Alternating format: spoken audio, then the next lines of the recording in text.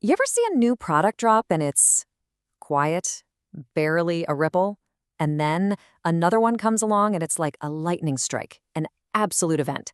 Well, we're going to break down exactly how that happens. It's a method called the thunder launch, and it's a blueprint for turning any release into something the market can't ignore. And this really nails the difference, right? On one side, you've got that whisper launch. You get a few sales, almost zero buzz, and honestly, it just feels like a letdown. But on the other side, the thunder launch. We're talking tens of thousands in revenue, sometimes in just a few hours. And boom, you're suddenly seen as the authority. The big takeaway here is that it's not about how good your product is, it's about how you launch it. This quote just hits the nail on the head. So many people fall into this trap. You built something amazing, you pour your heart and soul into it, and you just kind of expect people to find it and buy it. But that's not how it works. An amazing product is just the ticket to the game. To actually win, you need to create an orchestrated, emotional event around it. Okay, so here's the game plan. We're going to walk through this whole thing step by step. We'll start with the mindset shift, then dig into the psychology, and then cover the 4 key phases: the early groundwork, building a hype, the actual launch, and, super important, what happens after the storm. This is the playbook. First things first, let's get this straight. A launch is not just flicking a buy now button on your website. It is a very specific, unique window of time. It's your single best chance to plant your flag as the go-to expert in your space and, more importantly, to create this wave of people who are not just interested, but are literally waiting to give you their money.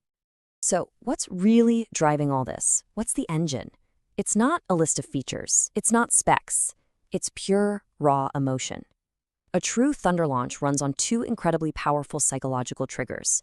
And if you get these right, you can create an almost obsessive need for your solution, way before you ever even mention it's for sale. Okay, trigger number 1 is the common enemy. This is all about zeroing in on a frustration that you and your audience share, something they absolutely hate. It could be useless bureaucracy, a social media algorithm that's killing their reach, or all those fake gurus selling empty promises. When you name that enemy, you create this powerful us versus them bond. You're not just selling something anymore, you're an ally in their fight. And trigger number 2, it's the impossible promise. This is that big, ambitious, life-changing result that your product makes possible. It's not about what your product is, it's about the transformation it delivers. It should feel so good, it's almost unbelievable. Think about it.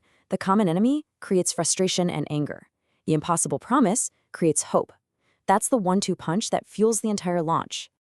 So with that psychology locked in, here's what it looks like on a calendar. The whole thing is broken into 4 distinct phases. And get this, it starts a full 2 months before launch day. Look at that. All this work is done before anyone even knows you have a product. Let's dig into that first phase. All right, phase 1, kicking off 60 days before launch, is called the silent seeding. And your goal here is pretty sneaky but brilliant. You're not selling anything, you're just reframing a problem they think they understand. You're making them see it in a totally new, more urgent way, all without dropping a single hint that you've got the solution ready to go. So how in the world do you do that?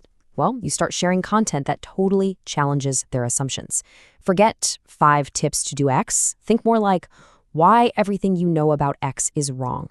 You're not there to give them easy answers. You're there to ask uncomfortable questions, to create a little crack in their reality. And behind the scenes, you're quietly tracking who's clicking, who's engaging. You're identifying your most fired up leads.